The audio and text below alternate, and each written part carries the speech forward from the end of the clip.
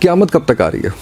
میری مرضی نہ لانی ہے سر، جدو مرضی. ویسے کچھ تو دسو. ایسکٹالوجی سر میرا جو ہے نا وہ بہت فیوریٹ سبجیکٹ ہے، اس کے اوپر میں نے بڑا کام کیا ہوا ہے. لیکن میں ایک چیز کا بڑا فرم بلیور ہوں ایمان کی حد تک کہ میں ایک بند دروازے کے پیچھے کھڑا ہوں. اس بند دروازے کے دوسری طرف مولا امام مہدی علیہ الصلوۃ والسلام ہے اور عیسیٰ علیہ السلام ہے.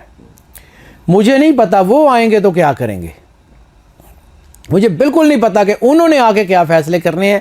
وہ ایک نبوت کا سیکنڈ ان کمانڈ ہے اور ایک امامت کا وارث ہے، سرور انبیاء کی اولاد ہے.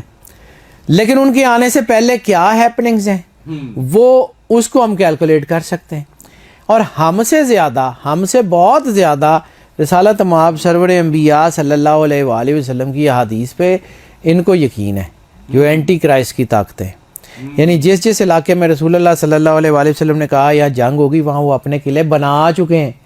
وہ علاقہ کیپچر کر چکے ہیں جہاں پہ رسالت مآب نے صلی اللہ علیہ وآلہ وسلم نے جنگ کا کہا ہوا ہے. رسالت مآب سرور انبیاء صلی اللہ علیہ وآلہ وسلم کی زبان اطہر سے نکلا غرقد یہودیوں کا درخت ہے. صرف فلسطین اور یہ جو اسرائیل کے علاقے ہیں جو ہے وہ 80 ملین سے زیادہ انہوں نے وہ پلانٹ کر لیا ہے. کیوں؟ وہ پاگل نے، وہ جگہ جگہ وہی درخت لگا رہے ہیں.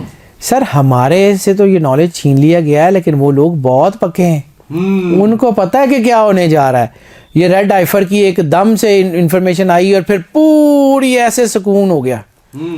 کیوں؟ وہ جو ہمیں انفارمیشن دینا چاہتے ہیں وہ دے دیتے ہیں، جو نہیں دینا چاہتے بند کر دیتے ہیں. ہماری انفارمیشن پہ ان کا قبضہ ہے.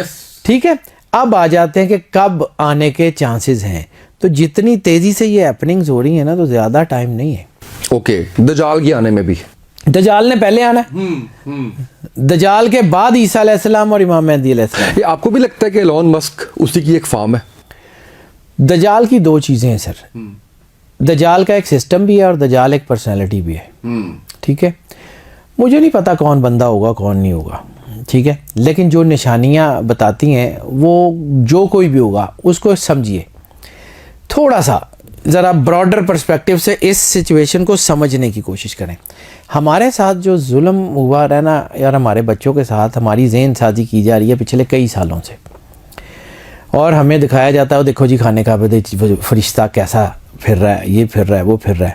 ٹھیک ہے، یہ بیسیکلی ذہن سازی ہے. آپ میڈیا کے آدمی، آپ میرے سے زیادہ ہولوگرام ٹیکنالوجی کو سمجھتے ہیں، اور ہولوگرام کو سمجھتے ہیں تو اسپیس ہولوگرام اس سے زیادہ سمجھتے ہوں گے آپ.